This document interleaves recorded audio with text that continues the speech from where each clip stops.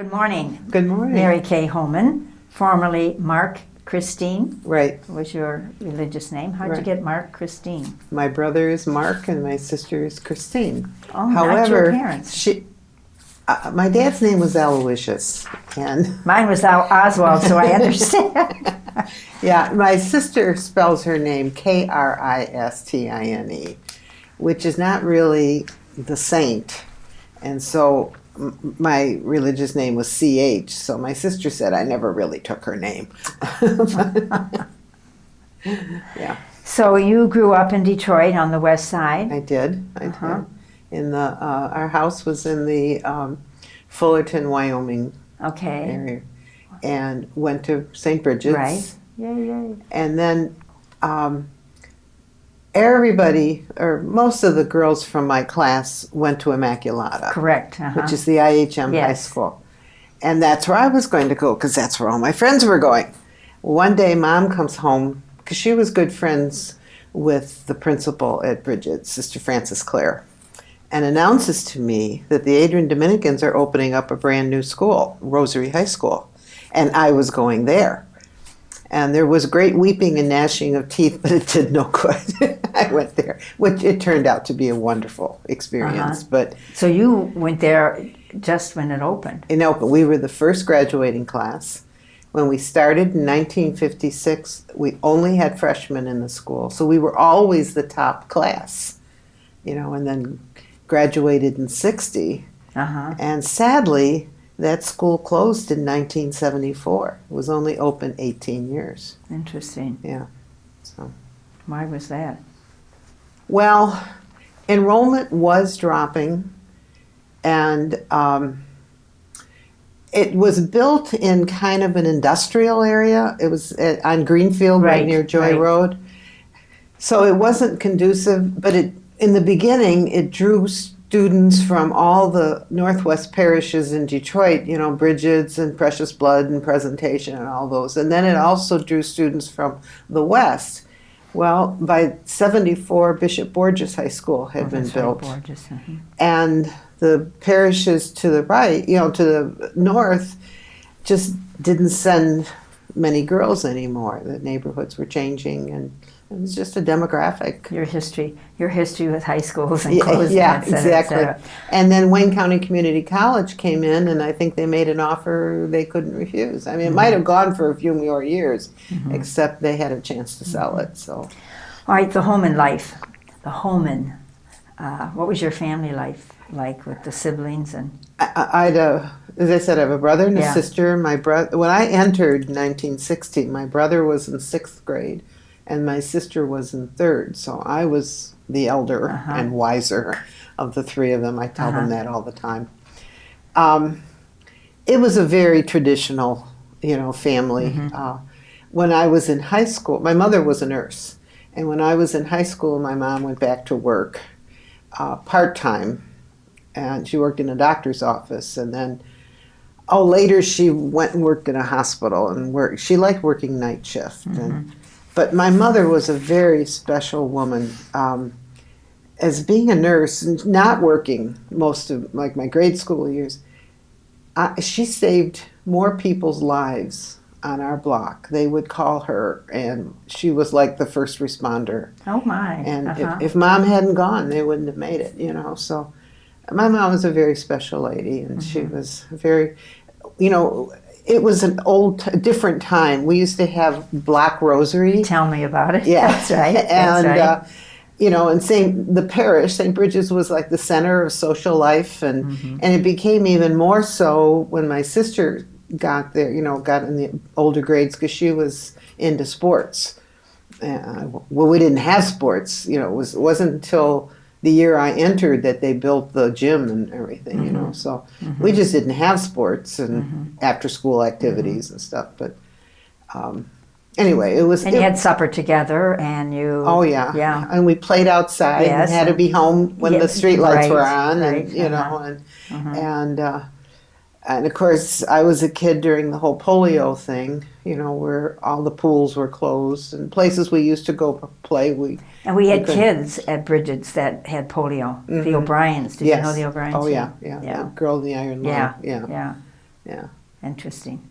So then high school was Rosary. So was that, how did you decide to enter, or who was your mentor, or? Well, actually, What's from your about story? from about third grade, if anyone said, "What are you going to be when you grow up?" I always said a nun, and I don't think I really knew what that meant. I think I probably should have said a teacher, because but I loved the nuns, both at Bridget's and at Rosary.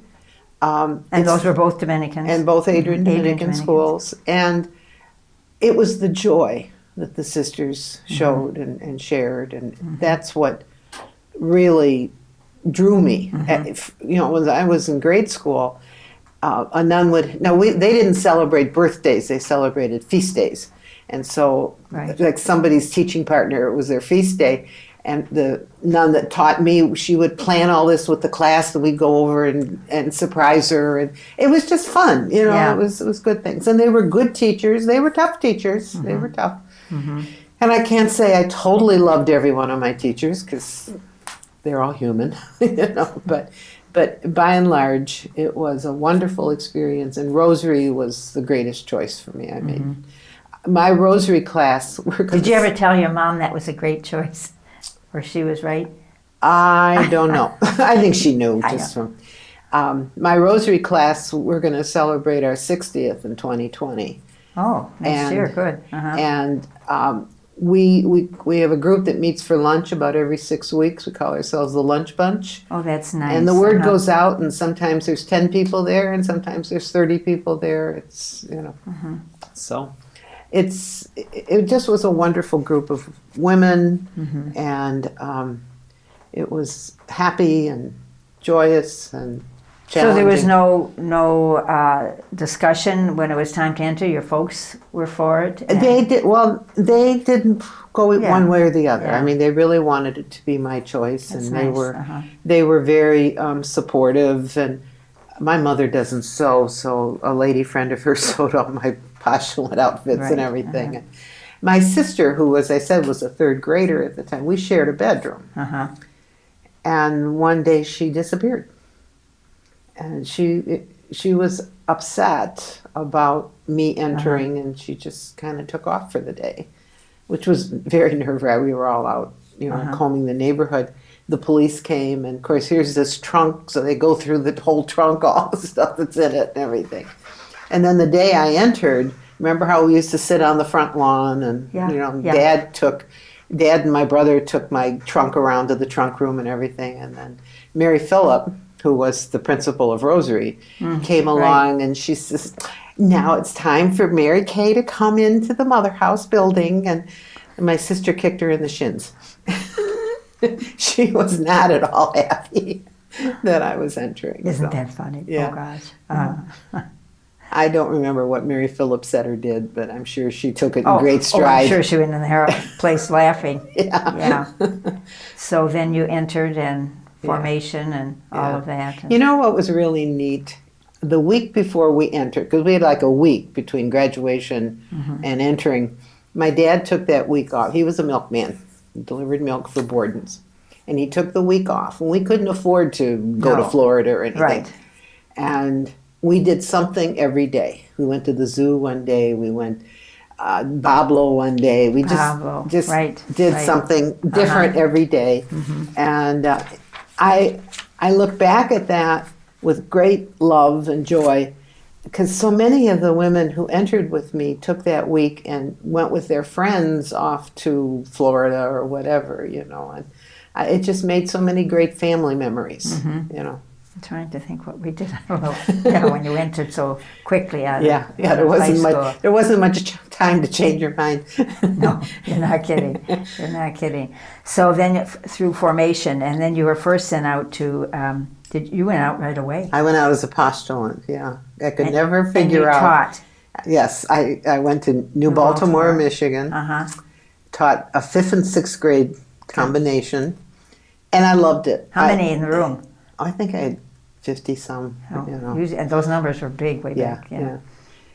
And then came in for novitiate, did a year novitiate, and then immediately got sent out. I always say I made first profession at 8:30 in the morning, and 10:30 I was on a bus to Chicago, and was assigned to St. Albie's on the south side, which was a parish that we had only had for a year and a half. The Nashville, Tennessee Dominicans had it. Oh. And they were a diocesan congregation at that point. I'm not sure what they are today.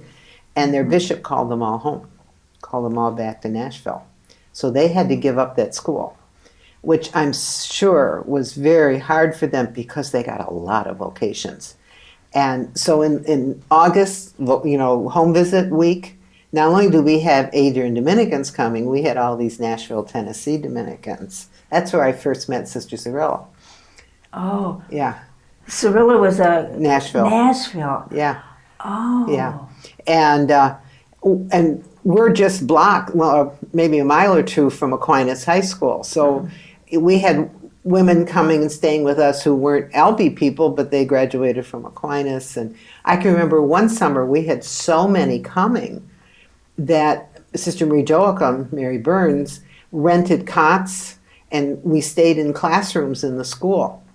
And it was great fun. I mean, it was just so much great fun. And there was one time we didn't have people staying in school, but we always gave up our beds for the nuns, and we slept wherever. And Albee's convent was really a 3-flat in the middle of the block. And we had 8 nuns living there at that time. And the living room of the second floor flat was our chapel, and the dining room was a workroom, and it had a little 2-seater couch. And so one of the older sisters who came for a home visit had the bedroom that was right off that dining room.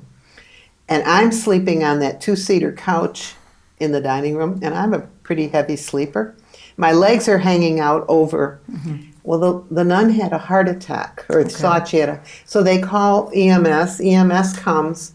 I don't wake up. And the nuns tell me the firemen are walking around my legs that are hanging out over this couch. I was so embarrassed when I woke up and they told me about it. But I mean, You've seen lots of things. It was because we had a 3-flat convent and we were a half a block from school. We didn't have elderly sisters because we had to be able to walk and everything. I remember one year... We didn't have elderly sisters. Well, we had some, We had 8 sisters and 6 of us did not have the ring. And it was just a fun place to be. And of course, Marie Joachim was... Yeah, she's special. Yeah, she was... I mean, she had all these young people, but she really helped me grow up. Because if she gave you a job to do, whatever, she did not expect you to come running every 2 minutes and check it out. She expected you to do it and do it well. And that was... Anyway, so you did that. You've done that since then. As you look at the various places that you've been in ministry, were there some that were quite challenging and some that were just a very blessed time for you? Well, there were challenges in all of them, and there were good things about all of them. When I look back on my teaching, my favorite was Benedictine High School. Okay. And first 3 years I lived at St. Scholastica Convent right across the street. And the last 2 years I moved in with the nuns in Wyandotte and drove the Southfield Expressway every day. I'm not sure. The kids were wonderful. They were great to work with. The area was changing, diversifying, and we had that in our school. And so mostly blacks and whites. And both groups were big enough that each group had to pay attention to the other group. So if you were getting music for a dance, you had to get music that both. And I just think the kids were trying so hard to be nice to each other, and it just was a wonderful place to teach. There was one thing that happened. That's in the 70s. Yeah. Yeah. I went there in 74. Yeah. So it would have been the Mid-70s, last part of the 70s. Those kids loved having potluck suppers.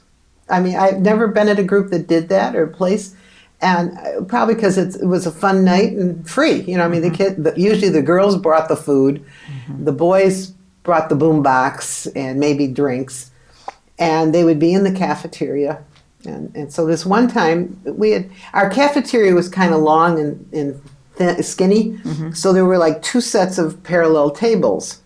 And even though they worked well together, and in a situation like that, the whites would be on one side and the blacks would be sitting on the other. Well, anyway, I was in the kitchen washing dishes, and all of a sudden it dawned on me, it got very quiet. It was too quiet out in the dining room. What's going on? So there was a little window in the door, and I'm looking. And all the kids are sitting in the middle between the tables. So I got a kid, and I said, what's going on? One of the white football players was trying to talk to one of the black football players across the aisleway. And they went, this is stupid. And they both picked up their chairs and met in the middle. And all the kids picked up their chairs and joined them. And they were sitting there talking to each other. I was thinking, if I had planned this, I couldn't have had it happen. The leadership in that group. Yeah. It's those kids, they were just great. Have you ever kept up with any of them? A couple of them. Yeah, yeah. In fact, one couple that's married lives outside of Atlanta, and I've stayed in their home several times. In fact, my sister and her friend and I were heading down to Florida, and the 3 of us stayed overnight there on the way down. And just some of them, not all of them, but although they invite me when they have, they'll have a reunion out at Kensington, and they'll invite me to come. So a lot of your ministerial life was in high schools. Except there's parts that were not in high school. Yeah, I love high school, and I love teenagers. I think they're highly maligned. But then I started looking at the situation, and I thought, do I want to try administration? Because, and I didn't want to go get a degree. A little pet peeve of mine is people who get degrees and then never use them. So I trying to think, am I using that one? So I got a job as assistant principal at Dominican for 3 years. Okay. And teaching is my favorite, but I could see being an administrator had a greater effect on the whole school. So then I asked to study, and I went, when I was at Dominican, Barb Rodriguez was the principal. She was Sister Barb at that time. She's since left the community. And if I had to name a mentor in my life, it would be Barb. Oh, that's nice. She sent me to a workshop at the University of Massachusetts from the World Future Society. And it just turned me on. And from then on, I was getting the Futurist magazine and reading as much as I could. And you do a lot of talking about utopias and dystopias and all that. So when it came time to choose a school to get my master's in administration, I chose UMass because there were only 3 schools in the country that had a futuristic program. So I took all the administration stuff, but then I took courses like on utopias and dystopias and problem solving, and then I did some fun stuff, like I took a photography class because I asked for and that's keeping your life balanced, which I think is a gift you have. I got 2 years off to study, and you can get a master's in 1 year. I had a great time, and I lived in an apartment complex just off campus, and it was just a wonderful time for me, And that was my first time I went to school like normal people. Because up to then, all my schooling was going summer schools. Oh, got it, right. Okay. So that time I was like going where I took a class that met once a week, or something. How unusual. Yes. How unusual. So it was great fun. So how have you used all that now? Oh, the futuristic part. When I was at Dominican, I coached a future problem-solving team that made it all the way to the state Wonderful. finals. Yeah. Wonderful. They were all sophomores. So you went back to Dominican after you... No, this was when I was still... Okay. No, it wasn't after I got my master's. Oh, it was before, okay. Yeah. After I got my master's, I got my job at Aquinas in Chicago, and then I was in West Virginia. And then I was at Ursula Academy as their president. So I've had several administration positions. And then I've had a couple career changes. In the middle of that, I got elected to the General Council, so that was 6 years. And that... How was that experience, even the whole process of... Well, I have this philosophy. Well, one of the questions you asked me to think about is, do you have a life motto? And one of my life mottos is discernment is hell. because I've had to do so much of it. Because every time I get nominated for a leadership position, my philosophy is you stay in the process. Yeah. And, I never got elected to, provincial or chapter priors. Thank God. Yeah. I remember when you were up against each other. Together. And I never, losing wasn't a losing Yes, for me. yeah, It was a good thing. And, this one year I got nominated for general council as a counselor, and I said, well, you stay in the process. And boy, nobody was more shocked than me when I got elected. I was the last one elected. I think, I don't know, but I think the delegates looked at the 4 who had been elected, and they didn't have a school person. Oh, I see. Interesting. And, yeah, I think we do look at yeah, that. well, I think, it might not be Right. said, but I think people think sometimes along those lines. So I was a school person, and I got to be on Rosarian's board and the Academy's board, and so I was running around doing some board work. That's good. And my 6 years on the general council were a gift. They were hard. It's a 24/7 job, and like the 2008 crash happened when I was on the council. Right. Oh, that was a very hard time, and we asked all the sisters to cut their budgets. We took all the workers on campus and asked them to work 4 days a week and paid them for 4 days a week. And I mean, it was, I remember Judy Rimby, who had to meet with people, and she was in tears so often. It was just a very hard time. But being on the council is a seat to see the congregation like no other. So it was a gift. I walked away with such an admiration for our sisters and what we are doing. The 2 things I'm most proud of my time on the council was my work with the literacy centers. That's when we started the Mary Richard Ray Umbrella Foundation. Which Marie Damien's anniversary is Yes, soon. I saw that. Yeah. And then my work with the Marie Gendron Grant. Oh my gosh, right, I remember that. And I think it kind of... Tell us what that is. So. Well, this woman, Sister Marie Gendron, died in Florida at 100 years of age and left us $4 million, which was to be used for education in Florida. That was the caveat. And the council, oh boy, we had some good conversation around that. And we decided that we would give it out in grants, and the minimum grant would be $500,000. And we put the word out, and it had to be an Adrian Dominican applying. And the only criteria we put was it had to make a significant impact. And that's one of those things that's hard to define. Exactly. But you know it when you see it. So we had 14 applications. And Kathy Nolan and I went to Florida, and we visited all 14. So when we talked about it and presented it to the council, we had hands-on, face-to-face things. And everything that sisters asked for was very important and very good work. Like sisters in high school, I remember one, they were band uniforms, and it was a whole list of things. And that would have made an impact on that school. But we didn't feel it was significant impact. And we were looking for a broader. One of the grants was given to the Peace Education Foundation down in Miami that Sister Mary Carroll helped found. And the grant was to do peace education in the schools in the large cities of Florida. Another was to Barry. And Barry was trying to do some work with the Hispanic church, not just in Florida, but the whole country. And with the grant, they were able to bring in significant speakers. And when you look to see who they were serving, it was the head of Hispanic ministry in the diocese of blah, blah, blah. So really, it was affecting all over the country. Another was a grant that all 7, one of our sisters, oh God, her name's escaping me.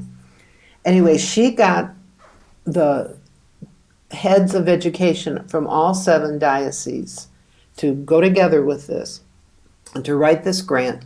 And it was to start cohorts of teachers going through Barry and getting masters in administration.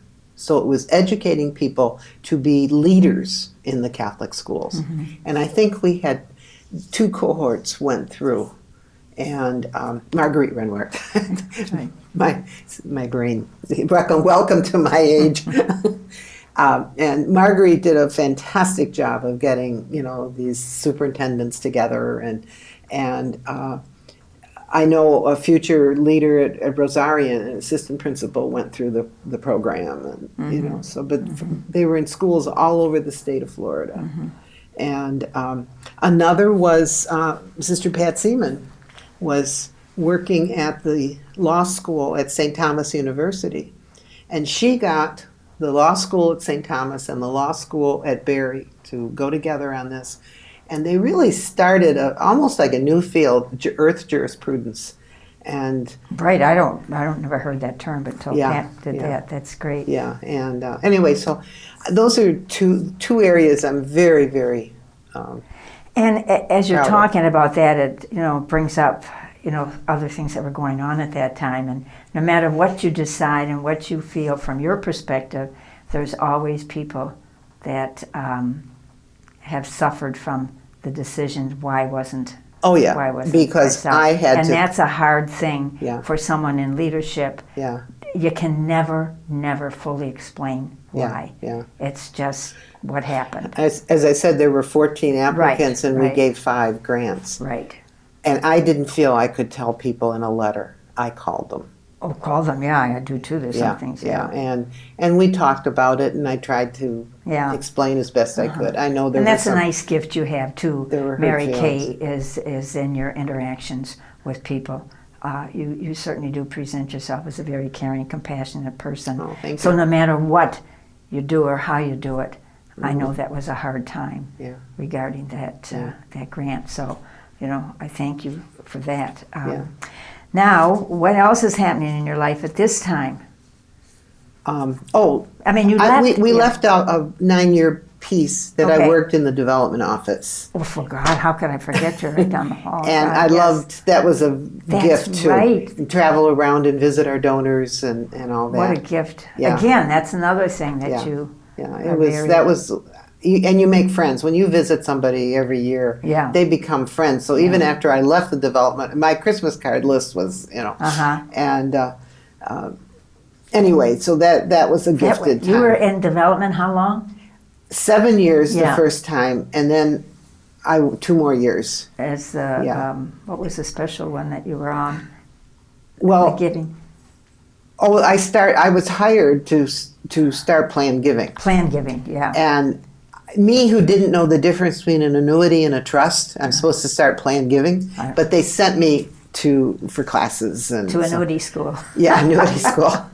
Actually, I got to the College of William and Mary for 4 weeks, and so that was a wonderful thing. And when I came back to the development office, they had moved from where they originally were at Dominican to St. Basil, and so we were working there. And then the office moved to Adrian, and I was living with Judy Leader, and Judy was in her 80s, and so I said, Judy, how would you like to move to Adrian? No. It's like, okay, that ends that conversation. So I said I wouldn't move. Yeah. And so then I'm thinking, well, what's life after Dominican? And I talked to the pastor at St. Basil because I was going to church there. And he hired me, and I only wanted half-time to do like a pastoral associate. I was doing communion calls. And then one day he says to me, I heard about this program called Christ Life. Would you look into it? So I did and went back to him and I said, it's 3 7-week programs and blah, blah, blah. Let's do it. Well, you know who Let's Do It is. And it was very successful. We had over 100 people signed up for the first session. Oh, wonderful. And he was so funny. He passed me one day and he goes, I'm shocked. I said, what are you shocked about? He said, I thought you'd get 3 to 5 people. And I felt like saying, I worked darn hard to get those people there. I spoke at the masses and everything. So I enjoyed doing that. So I was doing some adult education, religious education and stuff. And then we had, the pastor changed, but this had nothing to do with the pastor. GM, or a company that worked for GM, was renting half of our school building, and they canceled out, or canceled their lease, and so the parish lost a major income. And so Father came to me one day and he says, I can't pay you anymore. Mm-hmm. So I'm thinking, I said, well, can I keep visiting my people as a volunteer? Oh, he was thrilled. And I also write an article every week in our parish bulletin. Can I keep writing my parish bulletin? Oh, that's wonderful. Of course he wanted to keep it up, yeah. So I kind of keep doing that as a volunteer. And then I was tutoring at the Literacy Center, and I went 4 months without doing that because on May 16th I had open heart surgery. That's right, that was... Yeah, so it's just 4 months ago, and everything went by the bay, and I know it was prayers that got me through that. It's an absolute miracle that I am doing as well as I am doing. And, well, that's great. Because I know it happened just before we were supposed to do your story. Yes. And I said to you, there's an easier way to get out of telling your story. Yeah. So this was the time. I expected to wake up in ICU and then there's Peg. Okay, tell me. Yeah. So, well, you've had many transitions. I have. We can't get into it too long, but as you look at all the transitions from very significant positions, how do you get from one place to another? You were on the council, you were a principal, you were all the various places. Well, one thing, I am me, and I'm not different or better than anybody else. Good. So, I'm not going to be queen forever. Yeah. You go back to just being a plebe. So in some of these leadership positions, you felt you were queen? No. Or maybe treated? Yeah, it's just, and although I had a knee replaced when I was on the council, and I spent 4 weeks at Maria. Well, good. And I walked into the solarium for lunch, and I said, "Good afternoon, sisters," and somebody goes, "Who's that?" I go, it brings you right back to normal and, humble. A true gift to be in a leadership position in the congregation. Yeah, it is. You can't explain it. It's just very special. Yeah, it is. Yeah. Is there anything else that you wish I had asked and I didn't, or you want to share with us about anything that you spent time writing on that piece of paper, which it's all in your heart anyway? Yeah. No, I guess, you asked me about my favorite book and stuff. I had to go back and, what's my favorite book? And what's your favorite book? It's the Guernsey Literary Potato Peel and Pie Society. What? Oh, it's a fantastic book. Say it again. The Guernsey, the island of Guernsey. I was thinking of the ice cream or the milk place. Guernsey. No, Guernsey. Literary Potato Peel Pie Society. And it takes place on the island of Guernsey that was taken over by the Nazis during the Second World War. And so this woman somehow meets some people, and so she writes and gets their story of what happened. And the Literary Society is a group of the islanders was caught by the Nazis being out after curfew. And they made up an alibi that they were coming back from this Literary Society. I think was that a movie or you They said made a book? it, yeah. Okay. The movie I think was on Netflix, so I haven't seen it. But anyway, it's just you learn about these wonderful people. Like there was one fellow that was in the society who couldn't read, and everything. So anyway, I just love that book. So I took time to figure out what my favorite book was. I got to tell you. And a scripture saying that gets you through the day or the week, or well, I thought about that too, and I think my favorite is from the letter from James, where he says, "Faith without good works is dead." That we can't just be holy and say to somebody, "Oh, go and find food or something." We've got to help people find food, and so. As you have reflected on your life and your final statement here, what do you want to say to the sisters and associates and to those listening? Our benefactors are very interested in these stories. Yeah. Well, I'm really glad you're doing it because when the 6 years I was on the council, I went to a lot of wakes. Right. And I would sit there and learn about what this sister did. And I go, darn, I wish I knew that when she was alive, And you're doing that for us, I think, so that we learn each other's stories, because we don't know each other's stories. So say, if you'd like to tell your story, please get in touch with Peg O'Flynn. Yeah. You know, and my very, very dear friend, Margaret Exworthy, died March 5th. That's And right. You had done her story, and it was I don't think I did it. Did I do it? Oh, I don't know. Could Yes, somebody did. Her story was done, And it was such a gift to be able to listen to that and everything. So I have such, from my time on the council, from just working with people. Oh, new thing. I just finished my first year on the Ministry Trust Grant Committee. And you read these grant proposals and you learn the wonderful things our sisters are doing. So I'm just so proud to be an Adrian Dominican, because I think we are doing so much.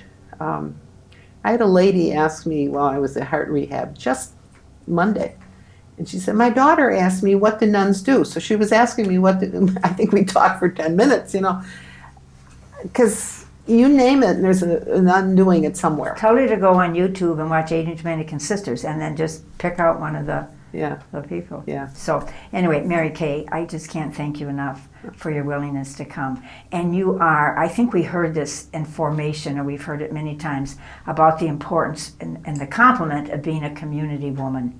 Who, it's not just Mary Kay. Mary Kay is always involved or concerned about the community and what's the best thing, how I can serve the community. And so I thank you for the gift that you have been and continue to be in the life of the Adrian Dominicans and in the preaching that you're doing.